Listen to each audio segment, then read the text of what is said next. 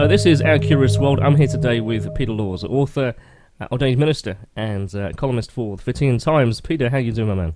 Yeah, I'm good, thanks. How about you? Oh, it's really cool, really cool. I've had a crazy couple of days, and I'm really... It feels kind of weird. I've woken up today with a bit of a sense of bravado, kind of bouncing around the house, quite like, woo. I don't know what's going on. It feels like I've had coffee before I've had coffee. Yeah. It's been pretty cool, man. So, dude, I know that you have been to the ASAP conference recently. How did all that go? Yeah, it was good. ASAP, or I used to call it ASAP because I'm so thick, I didn't realize, but most people do call it ASAP. Yeah, I went there a few weeks ago. I was speaking there. What was I talking about again? Oh, yeah. I was on about the beast within. I was interested in this idea of how werewolves and vampires and demons, classically through history, that's not really a persona you would like to take on. But what I'm interested in is how these days those three monsters can actually be desirable for certain people. Some people want to be vampires. Some people even want to be possessed. And I also talked about the furry community and about how in the furry world, people who like dress up as... Yeah, that's an interesting point, because they want to be a kin. So I hear people say wolf kin and vampire kin, and they believe actually it takes on part of that personality, and that becomes them, and that's who they are, and they feel very comfortable with that. But I got a story to share with you on that, complete note there, that I'd utterly forgotten about for maybe 10, 15 years, right? So when I was first starting off on my fatigue journey, shall we say, I was reading a magazine that's put out still on a monthly basis called Bizarre Magazine. And I remember that. I used to pick it up in the same way I used to pick up Fitting Times, because there was the strange and unusual kind of macabre stories in there that actually used to hold an interest to me. So, and I can remember there was a particular story in there about Nottingham and about people who believed that they were vampires.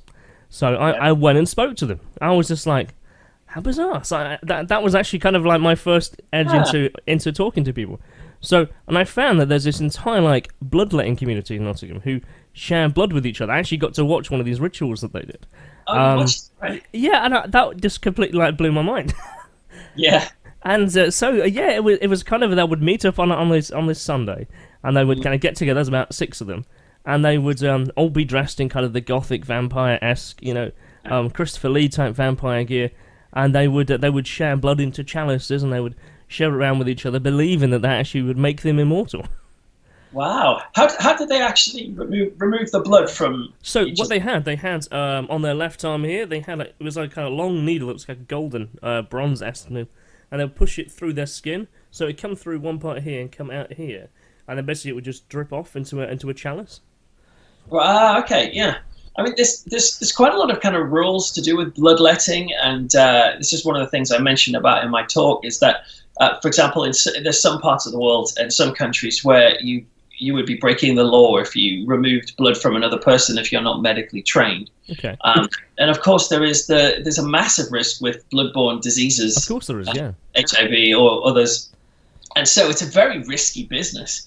And yet there are people out there who still find it to be really helpful. I interviewed a woman who regularly drinks her boyfriend's blood. And sometimes in that community, they call some of the community are described as sanguinarians. Yeah, that's right, yeah. Posh word for it. And they have donors, and sometimes these donors describe themselves as black swans, and they provide the blood for their loved ones or friends. But this woman I interviewed, she said that she had first felt drawn to blood when she was little. She was a little kid, accidentally cut herself. She looked down at her arm and went, "Oh, that looks nice," and then got stuck in and started tasting it and was like, "Wow, this is a beautiful taste, and it makes me feel good." And so she started drinking from an early age, and then obviously she realized this is not normal or not standard behavior.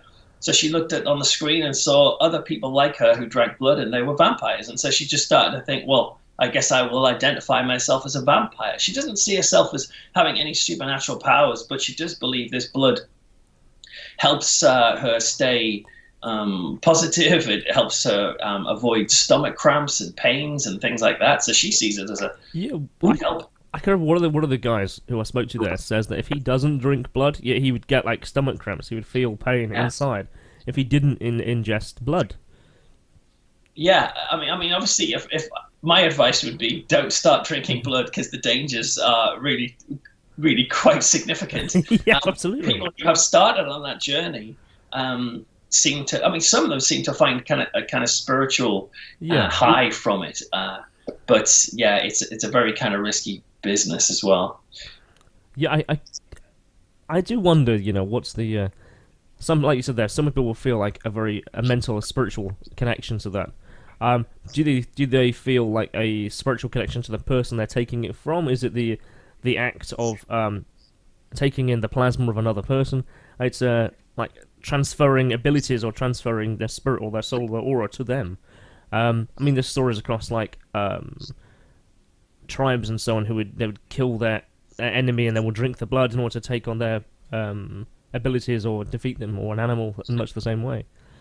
Yeah, and that's definitely a factor for some people. That idea of, say, even so classic serial killer cannibals who have murdered people and then eaten them. Some of them think they are kind of taking on all of the positive power of this person, and it's making them. Oh, I've eaten a guy today. That makes me a double man, and then I'm a triple man and a quadruple man. The more people I eat, but I don't necessarily think that's the case. If you eat a person, you take on their persona or anything. You're literally just eating dead flesh. But what's interesting about, say, the people who see a spiritual element to that, to me that doesn't surprise me, because we live in an age where, and I think unsurprisingly, organized religion lacks weight. People aren't really interested in exploring religious and spiritual ideas through the classic religious institutions, and there's lots of reasons why people would think that, and reasonable reasons. But it doesn't mean that this kind of quest for transcendence has vanished. It's not like it's changed, it's evolved, hasn't it, through lots of different elements. And I think there's kind of dysphoria about how people go about that. Yeah, completely. And in a way, it's almost quite natural for people to say, well, where can I find spiritual figures that I can relate to? And they look around into popular culture and they see vampires, or they see Justin Bieber, Justin Bieber, yeah. Yeah. Well, actually, Justin Bieber's an interesting example. I in a recent book I've just written, I've done a chapter all about werewolves and vampires and all that sort of thing. But there's another chapter which is about people who collect serial killers' hair. And I talk about a very brief case with Justin Bieber in that, which talks about this idea of magical thinking. It's this theory of contamination, a psychological theory, where if you were to drink or to obtain the milk bottle that Justin Bieber had just drank out of, that will go for a lot of money on eBay, and people will pay top dollar for something that he has touched, because people believe it kind of takes on the persona of the person who was touching it before. And it's a very kind of magical, supernatural idea. It is, yeah. And people are drawn to this. And equally so, this is why, for some people who collect serial, and people, I don't know if your listeners are aware, but there is a market called murderabilia out there where there is, people do collect serial killers' hair. I was in a high street shop in York and had a lock of Charles Manson's hair in my hand, and then also a bunch of Arthur Shawcross's arm hair, which he'd ripped out, and people were buying it £40 by the strand. Wow. And these people, particularly Arthur Shawcross, I mean, it's like a terrible criminal, murdered and mutilated children and grown-ups, horrible. And yet people are buying this stuff. And one of the reasons some people buy this stuff is because they think it has some sort of talisman quality. If they have this in their house, they will be kind of taking on the evil spirit of this person, and it will protect them from other evil spirits, or other people are drawn to it because they're attracted to the killer. It's all quite interesting. It is profoundly interesting why people would do that. And when you look at, say, like even the magazine rack, even at your local supermarket or your WH Smith, there is actually a number of magazines, orientated towards those people. There's Murder Crimes Weekly, and there's like Serial Death, and it's just like, what? Yeah.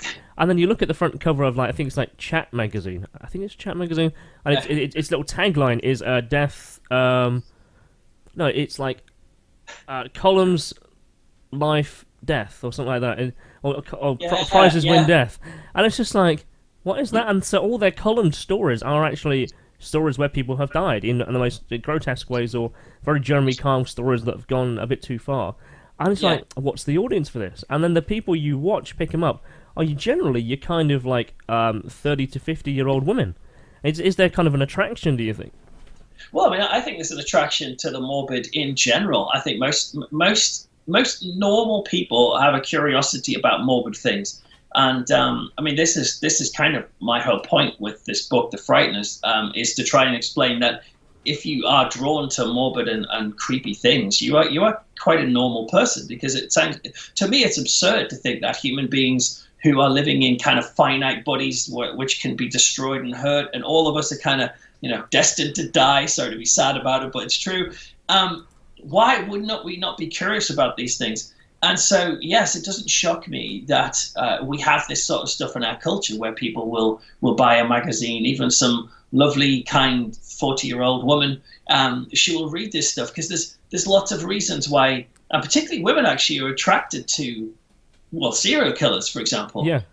And we have plenty of cases where a man has gone and been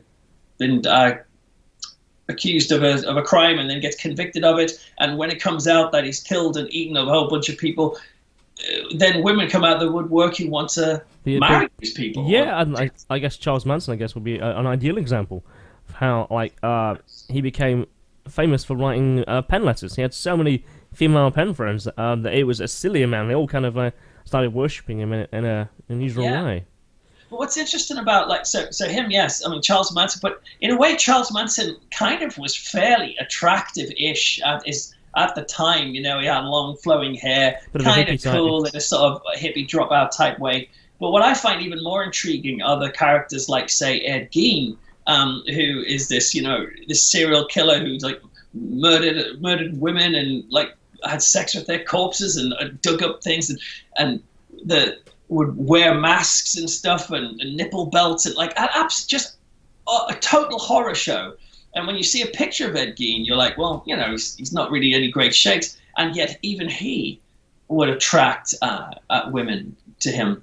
And so there's something interesting going on there. I interviewed a woman who studied this in quite a lot of depth, and she said that it was quite common for the women who are attracted to these evil men, and of course there are serial killer women, but it's common that it's the serial killer men who have women attracted to them. Sure.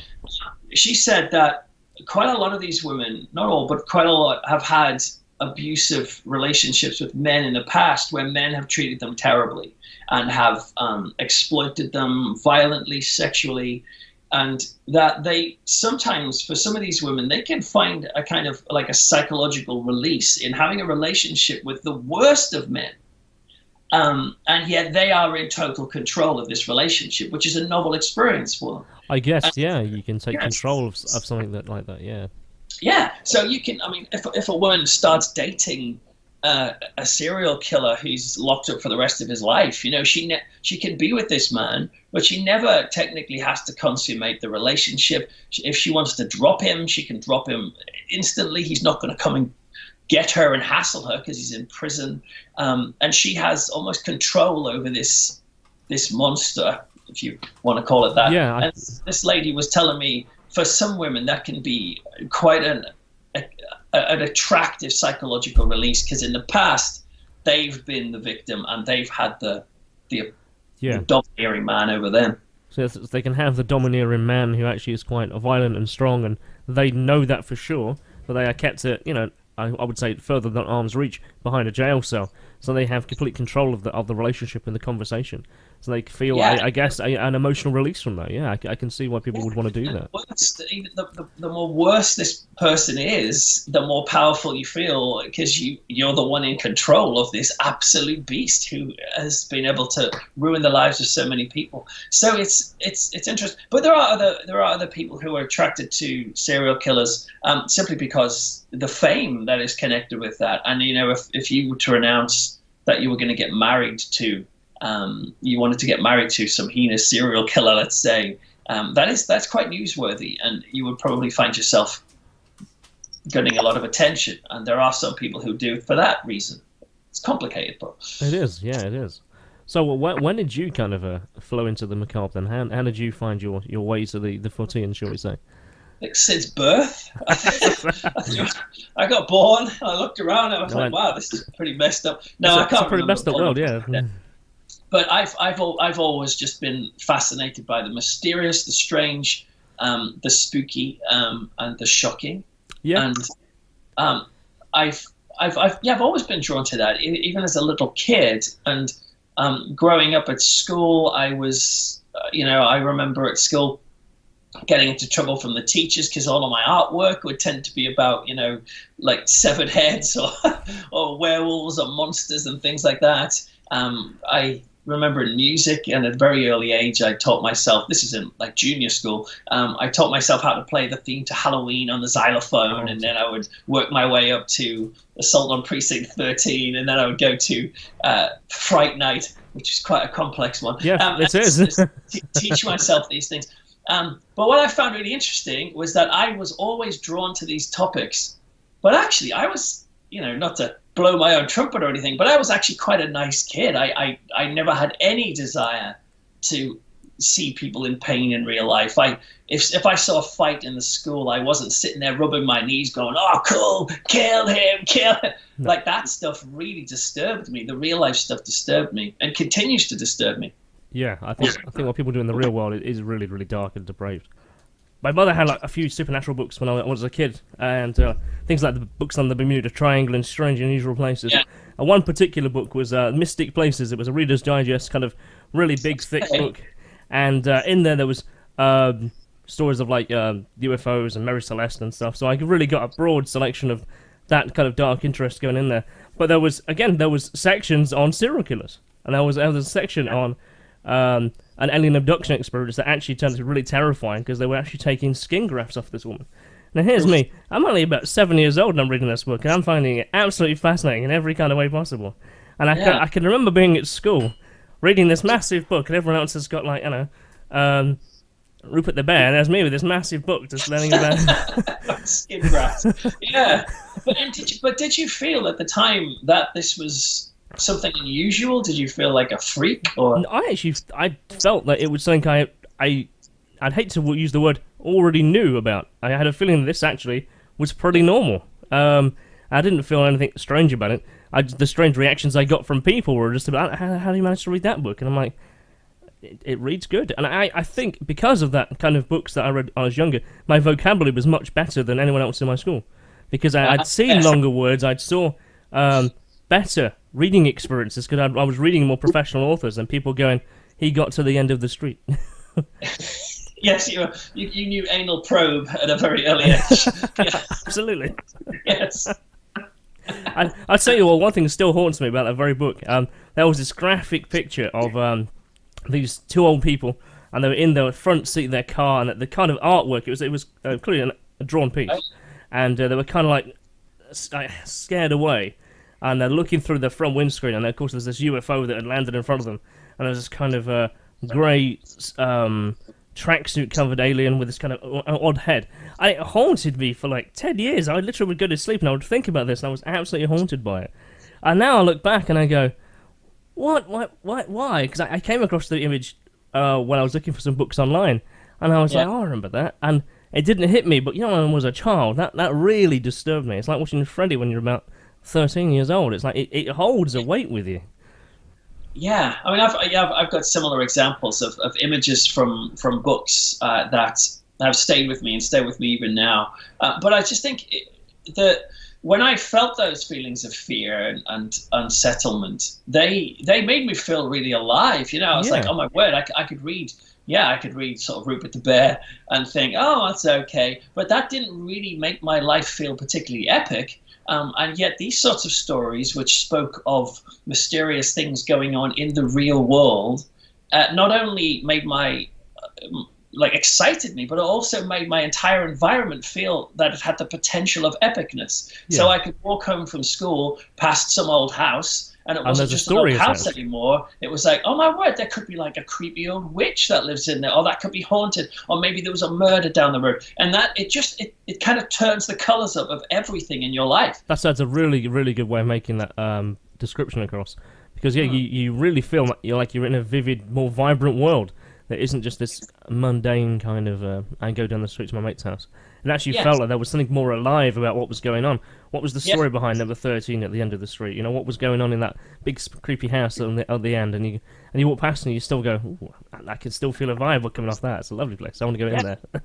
Yeah, that's right. And so that, and I think that spirit of adventure that comes with stories that are scary stories, they resonate and they continue for the rest of your life. And what I found really interesting is the various like horror fans that I've interviewed over the years have talked about how their love of horror began at a very early age, and that they began maybe watching like Hammer movies with their granddad or something, and that they have such affection and a nostalgia for those sorts of times. And in a way, it's almost like recapturing that as an adult. And some adults, and I would include myself in it, find a bizarre sort of comfort in scary material, particularly stuff from my youth. So if I'm stressed or something, or I'm like struggling in life and things are hard, I actually find it comforting to sit and watch a Hammer horror movie.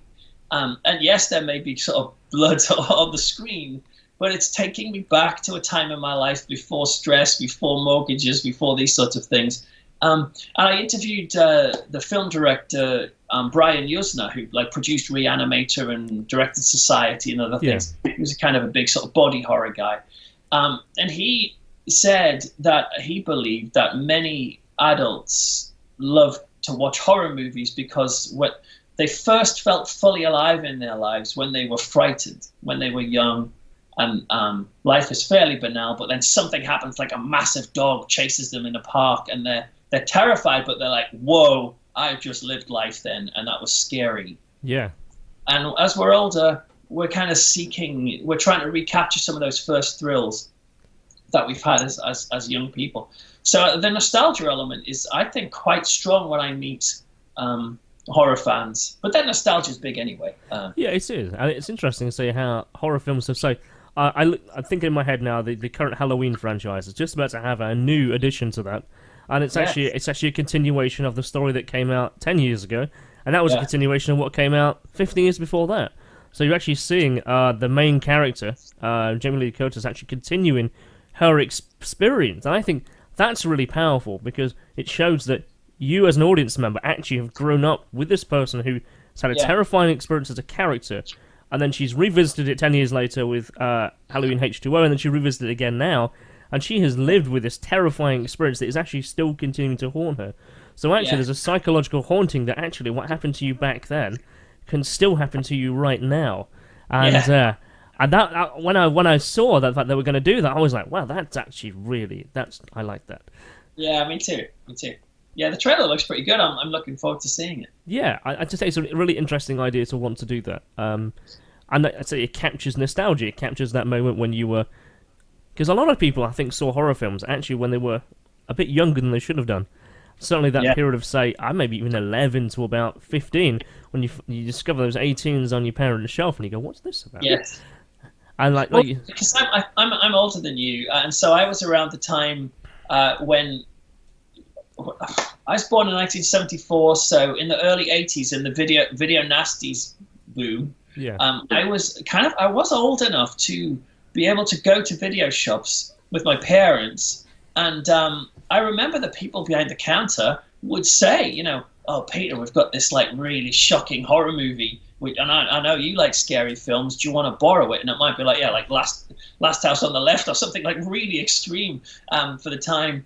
It would be happy for me to have it, and I was like 10 or something, or 8 or 9, and so I remember seeing things back then which were really quite shocking, but they didn't turn me into a complete psycho. I feel fairly okay. But that's another interesting topic, is this idea of how much like kids and children and young people actually need to have scary experiences. I don't recommend that you show a 10-year-old Last House on the Left. That's probably a bit too much. But there's an interesting sort of development these days, which is to try and take away opportunities of scariness for children.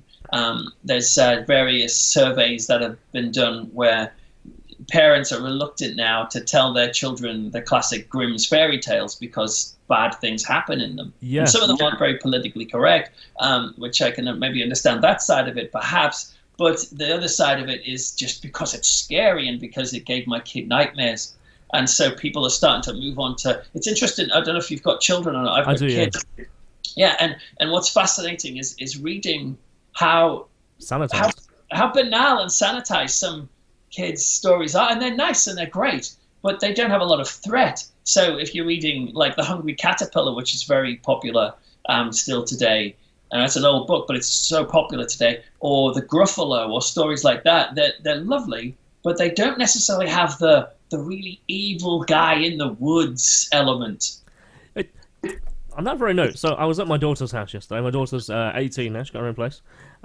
She was telling me that one of her favourite films actually was The Grinch and The Gruffalo. It's interesting you mention that. Okay. Because they were, that she read them as a child, in their kind of a more adult-orientated version. They were a bit more, certainly with Dr. Seuss's stuff, you know, it didn't feel like it was really for children. It was quite graphic. Yeah. So, and I think that's actually why she watched it, and says she really enjoys it, and she has a love of horror films.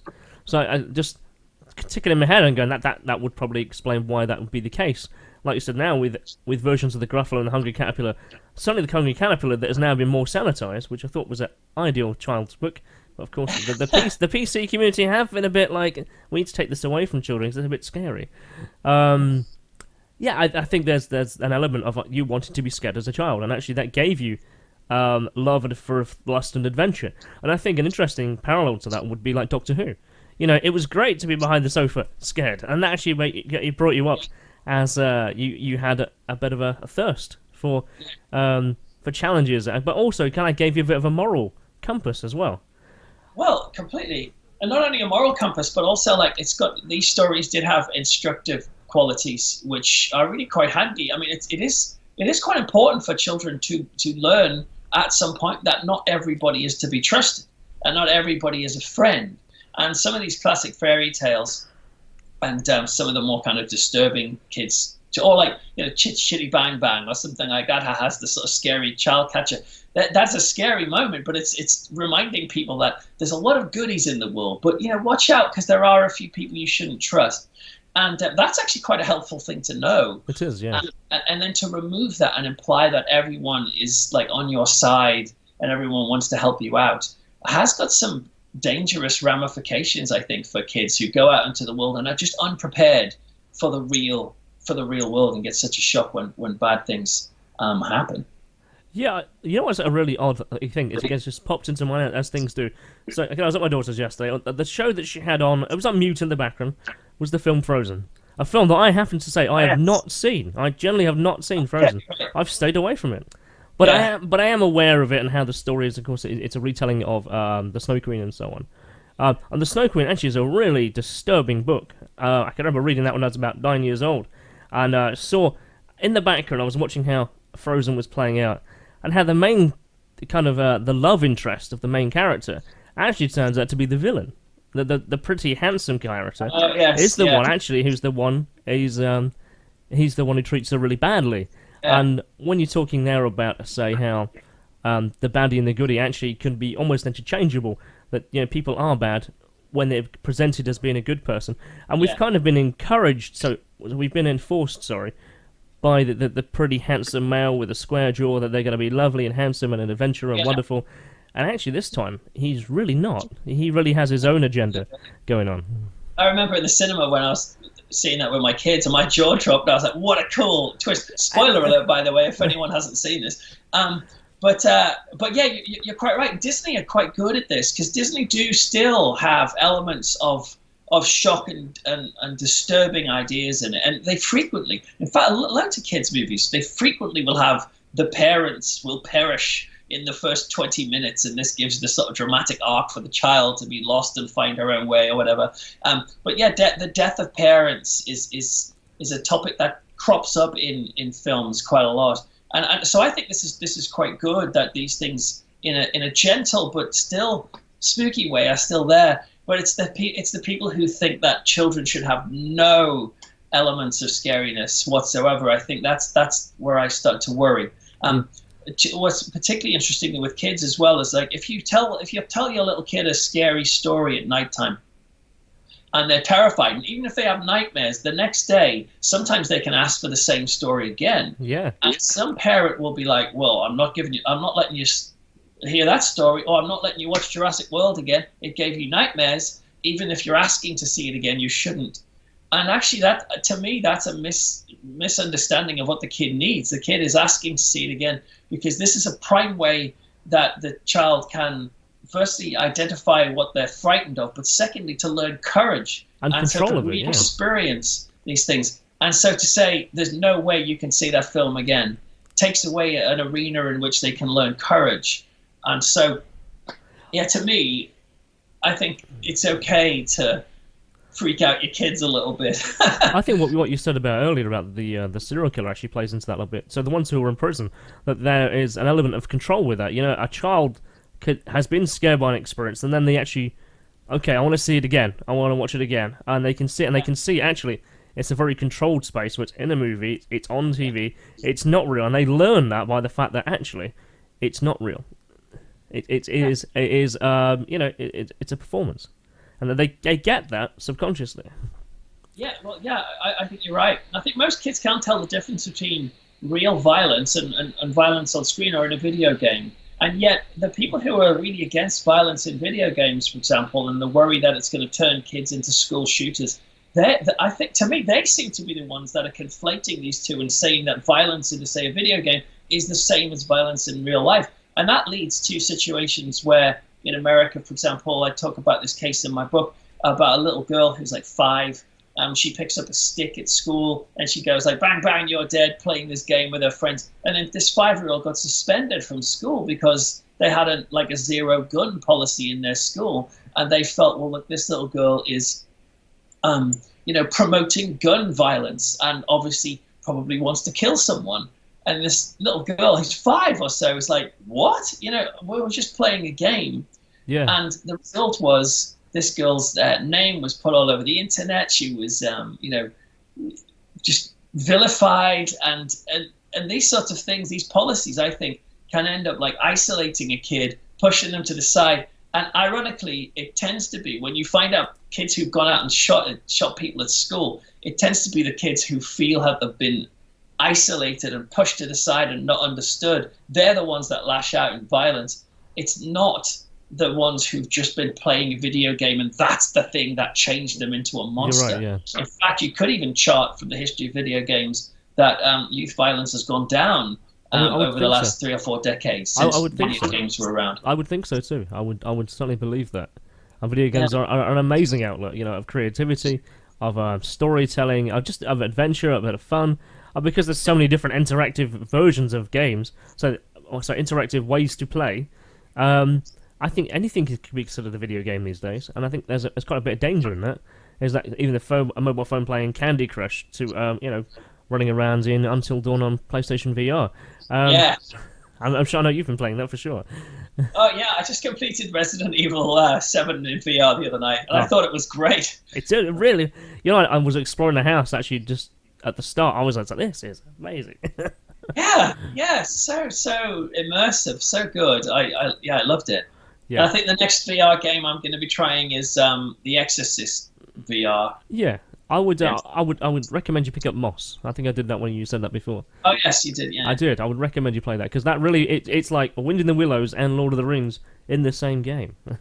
Oh right. Okay. Yeah, it was really quite experience. Basically, obviously, you play as a little mouse who's his uncle has gone off to go and explore something, and you're kind of exploring this world as a little mouse, and very much like Wind in the Willows, kind of little houses and lots of characters who have like lots of lives going on, little badgers and so on. And then you realise there's this whole war that's happening in the bigger, larger world where these little creatures are in the forest with their little houses, and there's this massive kind of a Lord of the Rings-esque war happening, and you play a very small part in that, but then you realise that your character has a bigger part to play. And really inspired. Well, yeah. I would recommend you have a check of that. Yeah, I'll check it out. So talking of like the disturbing, man. So your books have come really, really successful. I see you out and about here, there, and everywhere taking pictures of your success. So Purged, Unleashed, you have a new one on the way. The Frighteners. That one's called Severed. So, dude, Matt Hunter's books. So, what inspired you to write them? Because I guess they are. I'll be honest with you, I haven't read them yet. I have the first one, and I have the second one on Audible. and my intention to play through that, because I find it much easier to go to and from work, go listen to audiobooks or whatever, or audio dramas. So I was looking forward to playing through that. And of course, there was that situation a little while ago where there's a person who appears to be a little bit inspired by one of your books, potentially. Yeah, and I can imagine that must have been a bit of a squeaky bum time. Yes, yeah, it was. Yeah, just some word of explanation. Basically, I write these novels, and it's a series of novels, like crime fiction, horror type novels, and it's about an ex-church minister turned atheist who helps the police solve religiously motivated crime, or like occult or cult type crime. And so he's called in if you find a body and it's got weird kind of satanic ritual symbols around it, all these sorts of things. And yeah, in the first novel, Purged, he is on the trail of a Christian evangelical serial killer who believes it would be the most kindest thing and the most loving thing is to take people, baptize them so they're fully ready for heaven, as it were, and then murder them very soon after, and then therefore they won't have an opportunity to lose their faith or backslide or walk away from the church. And so to him, it's like fast tracking people to heaven. So he will sacrifice himself to kill other people. So that's what this stuff, the first novel's about. But yeah, that came out about a year and a half ago. And then just about last month, I read in America that a man had decided to do that to his family, and so he was caught trying to drown them in the bath because he was trying to baptize them so they'd go to heaven, but he was trying to kill them while he was baptizing them. Which, yeah, I'm pretty sure. I'm assuming he's not read my book. But I'll tell you what, if he had read my book, and even if he said I was inspired by that, I would probably have one sleepless night about that, but only one, because to me, I just don't believe that media and material flips a person to make them psychotic. I think there really is. It's a lifelong feeling or want or need to change or to do something so drastic and so dramatic. It can't just be a one-slip thing. You can't just play GTA 5 and then suddenly you want to go out and with an AK-47 and run down the street or whatever. It doesn't work like that. That person is disturbed first.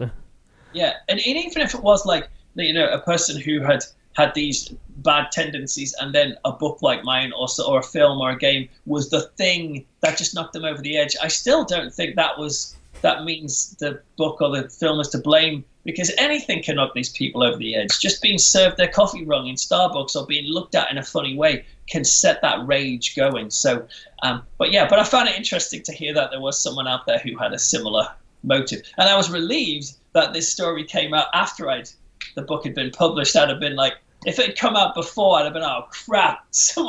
Now it's going to look like I've just stole this from the headlines. But yeah, I came first, I guess. Yeah, don't spoil the second one for me, so I'm going to go through that next couple of days. Oh man, yes. So the Frighteners. How does that play differently? Is that more of a compendium? Yeah, the Frighteners. Yeah, I've got in the spirit of self-promotion. Yeah, these are the for example, some of the fiction books. But yeah, the Frighteners is a different ball game altogether. This is a non-fiction book, which is why we love monsters, ghosts, death, and gore. There's the pretty paperback that's coming out in a couple of weeks. But that was interesting because the reason why I started writing the Frighteners was because I didn't just get a book deal for fiction straight away. I decided I'd like to try and write fiction and had a go at it. But then it took me about 4 to 5 years to get a book deal. And so that's like 4 or 5 years of constant rejection. Not easy to deal with, but I'd get rejected. I'd just get, okay, I'll write a new book. Get that got rejected, write a new book, that got rejected, and just kept going until I thought, you know what, this fiction thing's never going to happen for me. So I'll come up with a non-fiction idea as a backup. And that's why I came up with this idea of I would be interested to understand, why do human beings have a morbid streak? Why do I have a morbid streak? Because I'm not a bad person. So why do I like looking at bad things? And then anyway, what happened was my agent called me and said, amazingly, we've been offered a 2-book deal for fiction. And I was like, oh, fantastic. Let's go.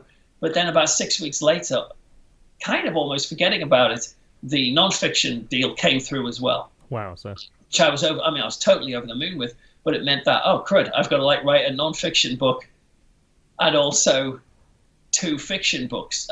Did you find they reflect each other in a way? Is there personality that you've gained through your experience in looking at the real side of things and understanding the mentality that goes into these things? Does that help you actually write your fiction stories? Yes, it has. And there's definite crossover, because writing my non-fiction helped me understand why I write my fiction, and why I am interested in scary, dark things. It's because I realized that, in a way, Kristian, I'm quite scared of the world.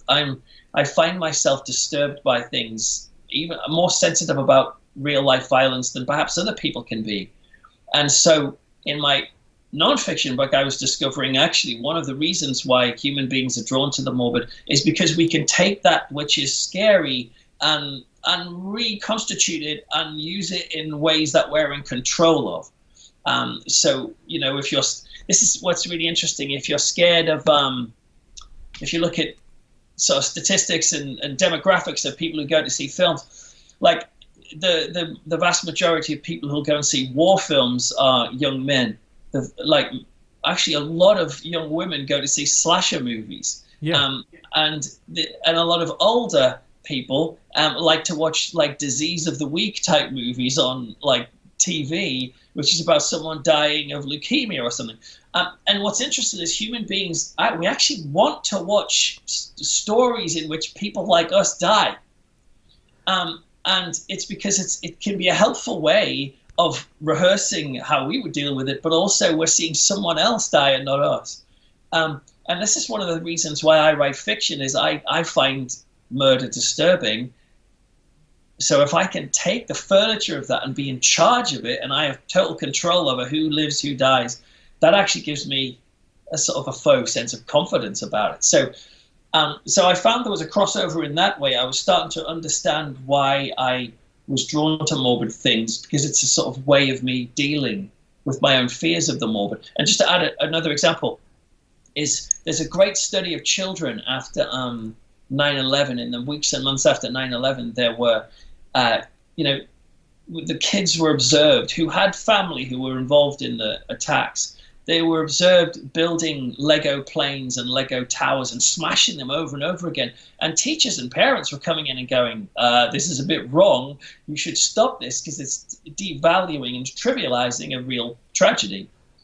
But child psychologists, on the other hand, were saying, no, let this child do this. It's one of the only ways they can deal with their fear and how disturbed they are, is to take the things that are chaotic and then put them into patterns that they're in control of. And I think that's what I'm doing with fiction. When I watch a horror movie, when I play a scary game, I'm taking fear of death and trying to get control over it in arenas which are organized. Yeah. Films, games, books.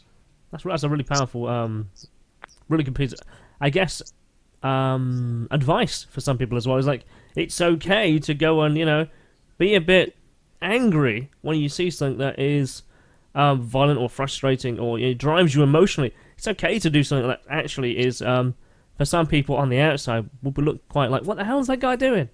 But it's actually, they're just trying to understand what really has gone on, and they're trying to find a way to control it. Yeah, definitely. And also to not stigmatize yourself for having sometimes occasional thoughts that are shocking, because a lot of people don't say these things out loud, and therefore they feel like they're freaks for thinking it. But more and more people that I interviewed in this book, good, lovely, professional people would say, sometimes when I'm in the London Underground, I get the urge to just push someone in front of a train.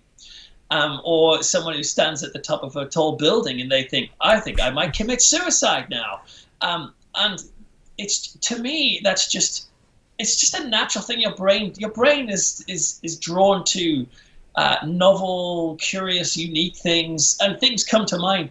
But it doesn't mean that you are actually suicidal or you're actually wanting to kill someone. I guess you're thinking about not the probability of it. You're thinking about what would happen? What would be the consequence? How would it affect people? And your brain goes in this instant rapid rabbit hole of all the different scenarios what could possibly happen, and you're like, no. Yeah, exactly. So to me, I think it's absurd to think that we wouldn't find those sorts of things fairly interesting. So if you're driving along, like I've spoken to lots of people who've said sometimes when they're driving their car and they're on one side of the road and there's a car on the other side of the road, they just think, wow, all I would have to do was to do this with my car at top speed and just hit that other car, and my life would absolutely change.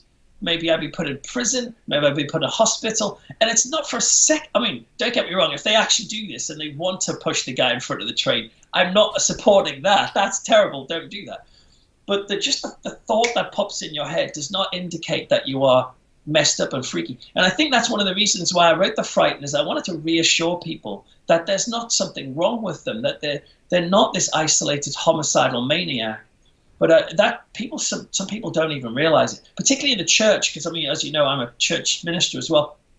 And sometimes within the church, there's a kind of everyone be nice and not, not be. You're not going to sit there and say, "Oh, I thought about throwing myself off a bridge yesterday," unless you thought it was a big confession of suicide.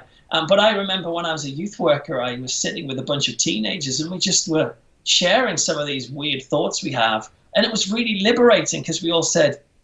Oh, some people said, wow, I thought there was something wrong with me, but now I know everyone else sometimes has those crazy thoughts. Maybe I'm just normal. I guess, yeah. Well, when you are in a protected environment and you got people around you, perhaps if you've got a kind of strong Christian family or a really religious family, really, where you have your life controlled, where you are expected to conform in a certain way, your behaviors are this, and you should definitely not think this way or say these kind of things. And then they are the things you're perhaps thinking about the most. It's like, I need to let this out. I need to stop thinking. I need to explode. Yeah, and I do think morbid culture allows us to have that cathartic release of aggression. And I would much rather people release their aggression through a video game than through actual violence. And if you look at the history of us, of humans, I mean, you go way back to, say, the Colosseums of Rome and seeing real people kill each other. That could be quite a cathartic thing for the audiences back then to let their aggression out and say, see that guy fight the other one and cheer them on and all that stuff. But these days we do it in a different way. We see actors dying on screen in bloody ways. To me, that feels like progress. We've moved from real people dying to fictionalized people dying. So that seems like a progress to me, but others would look at society and say the more violent entertainment gets, the more debauched we are, the more twisted society is. But I don't think statistics back that up. I think actually we're living in an age now which is surprisingly less violent than it used to be. And there's more education, there's more we're more healthy, less people are dying in poverty and wars, less people die. Less youth crime, less murder, less domestic violence. There's still loads of it around. But far less than it used to be. In my head I'm thinking about, the 1200s or whatever, when you could just go to a guy's farm and just cut him up and take his land or whatever. Yeah, that's all gone now. The Game of Thrones world isn't quite as real as it is now. Yeah, exactly. And yet people can sometimes have a nostalgia and say, oh, if we could only get back to the past where people were nice and respectful. And people will say, oh, the 1950s, if only life could be like the 1950s, when gentlemen could tip their cap to a lady and open the door for them, which is all very nice. But then you forget that in the same decade, it was legal to rape your wife. Yeah. You think, hang on a minute, we have progressed, we've got better. But that's not to say we don't have problems in society and lack of respect. I mean, that's all still there, but it's not as rampant as people seem to think. Yeah, I think people are obsessed with the breakdown. They want to see the chaos take over, and I think there's almost a fantasy about anarchy happening as well. Yeah, and that can be fed into a religious mindset, which is this sense of for Christians particularly. For some Christians, they'll say, "Well, Jesus is coming back, and before Jesus comes back, things are going to get worse and worse." And I know of some evangelical Christians who actually almost are glad at the idea that society could be falling apart because it's a sign that maybe Jesus is coming back because things are getting worse. Yeah, there was that story, I think it was that last week, about the red goat born in Israel, which apparently they see as a red calf, sorry, and they see it as a sign that the end times are here, and actually their fulfillment as the world's only race actually is now fulfilling itself. And I was but will that drive them to be more? We need to keep driving this. We've got to make it happen more often. We now have to make the purge happen. Yeah, that's right. And people have been predicting the end of the world, Christians particularly, for ages. And so many different people have been classed as the Antichrist. Yeah. And anyone who's just seen as being, oh, you're not normal, you're the Antichrist. Yeah. And it's ironic that Jesus himself said, don't believe anyone who says when the end of the world is going to come.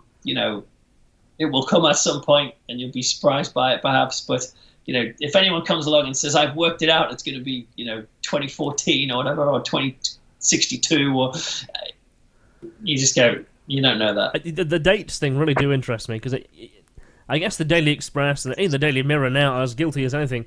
And even the Metro. These are mainstream newspapers who constantly parade someone who's going, they've told us a date, and they run it on the front page of the story.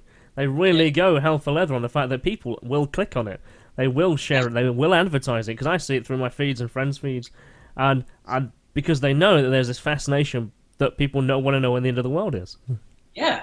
And I understand that fascination. So even though if someone predicts there's going to be the end of the world, in my mind, I suppose in my Christian mind, I'll tend to think, well, I don't think anyone was really going to know when that would happen.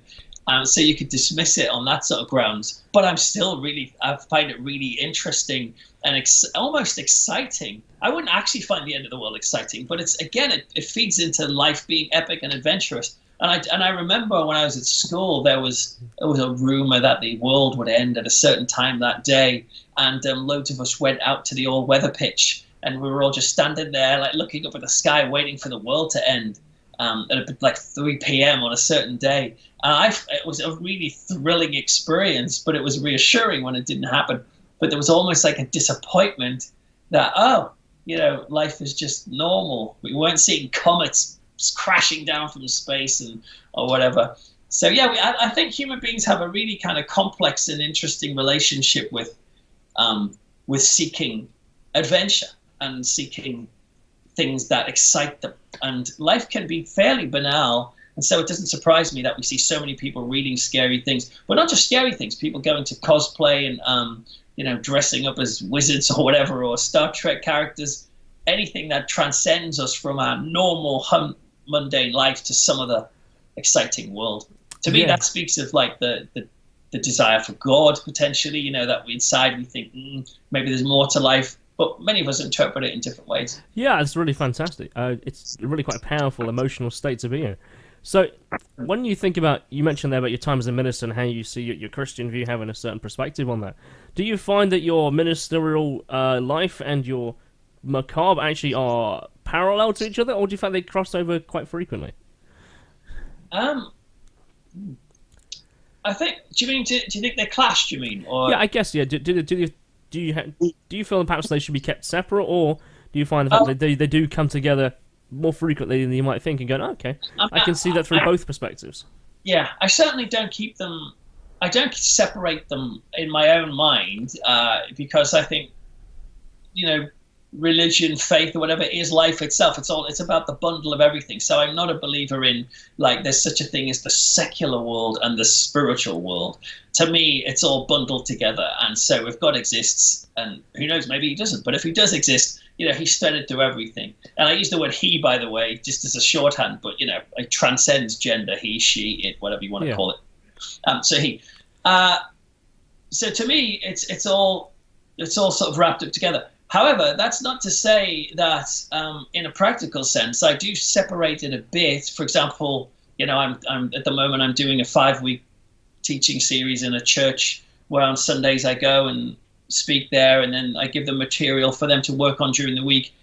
There's no horror in that. I don't necessarily talk about horror movies or anything, because these guys might not be interested in that. And so I'm not an evangelist for horror in the sense of, I think you should start watching horror movies and your life will be made complete, because not everyone likes horror and some people are quite disturbed by it. I suppose I'm an evangelist for saying to horror fans, there are interesting theological, deep philosophical ideas in horror, and don't miss them, because they're really cool. But I suppose it's possible that sometimes an example, I was preaching a sermon on Sunday about Noah's Ark and the idea of this kind of image of the end of the world and stuff. And I found macabre ideas creeping into that. And just for example, thinking, well, if it's the end of the world, surely there would have been like lots of corpses like bobbing around on the water as the ark was going, and you probably could hear those corpses bumping against the ark each night as they were trying to sleep.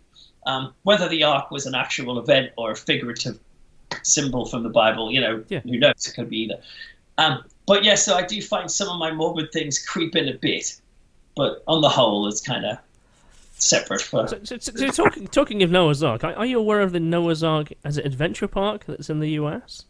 I've heard about this. I really want to go and see that. Yeah, me too. Yeah, I'd love to go to that stuff. And there was a really old, there's a guy called Jim Bakker who was this notorious like televangelist in America, and he and Tammy Faye Bakker created this place called Heritage USA, which is this sort of Christian theme park.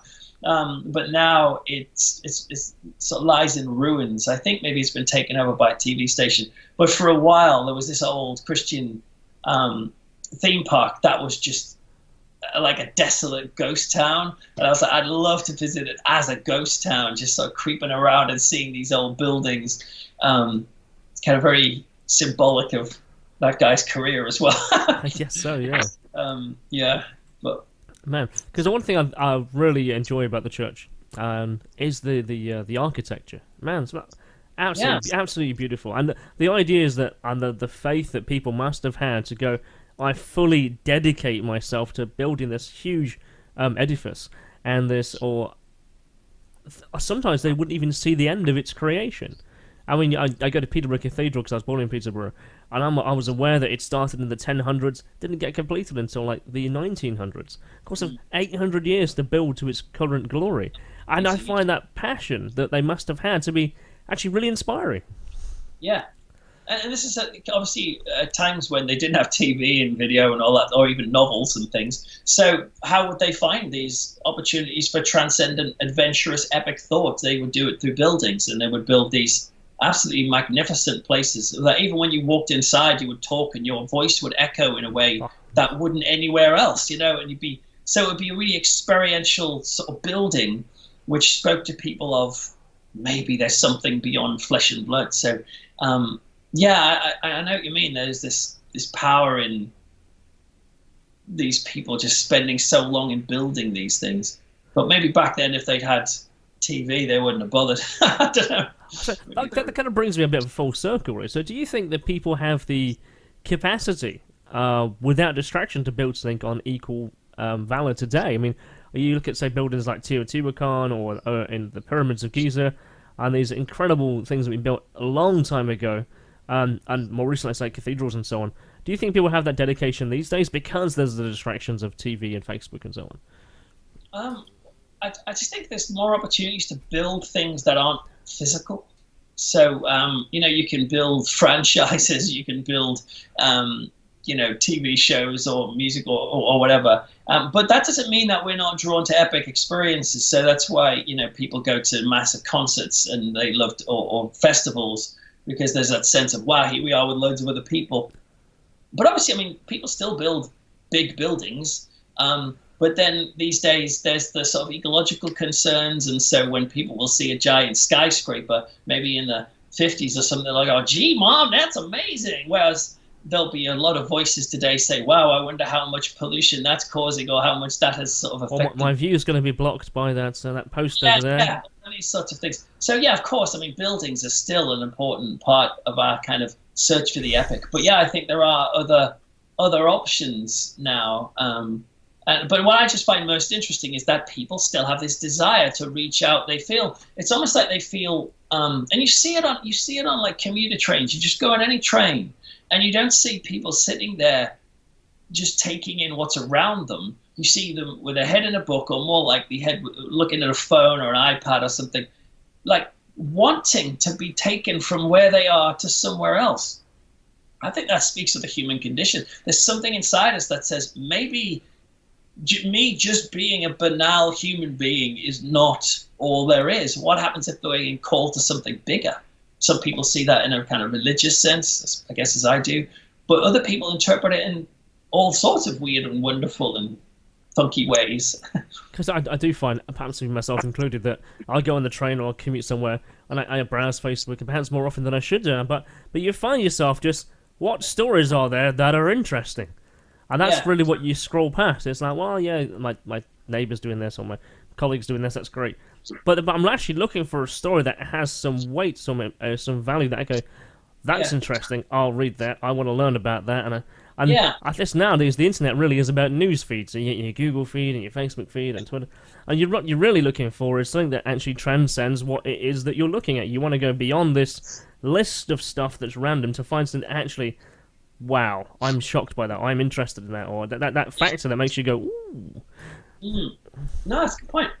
No. There's also, of course, there's a problem with being relentlessly searching for the transcendent in other places, is that we don't notice the power of what's immediately around us. Yes. And ironically, and I think this is one of the reasons why morbid culture can teach us things and help us to concentrate on life, is because death itself is a brilliant reminder of how amazing our immediate surroundings are.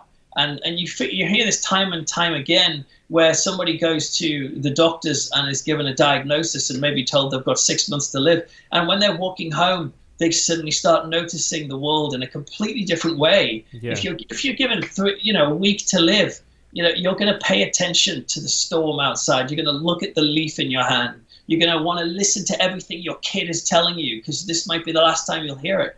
And so death actually can focus us in a laser focused way on appreciating what life is. And I actually sometimes find that's what morbid culture does. I can watch a horror film in which something horrendous can happen, and I will turn it off and I'll go, man, I want to go and hug my wife now, or I want to hang out with my kids because I've just heard about something awful. So these scary stories, and again with kids, it's a good example. If you hear in the news about something horrible that's happened to a child, and those sorts of things obviously always rile most human beings and shock them, as it does me.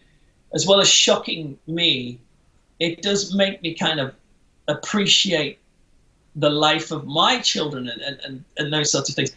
So if we're always just seeking for the thing out there, we could miss the adventure that's around us.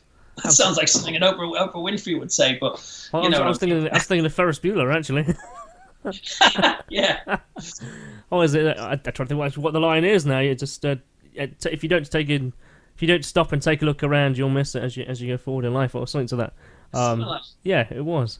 So man, that's a pretty awesome story. That kind of brings us, I guess, full circle to where we are now. I mean, yeah, covered a lot of ground. We have. And what I really like is the fact that people have an opportunity to just discuss like this, a one-to-one conversation. I think it's really powerful that you can sit down and actually just let things go as a free-flow conversation.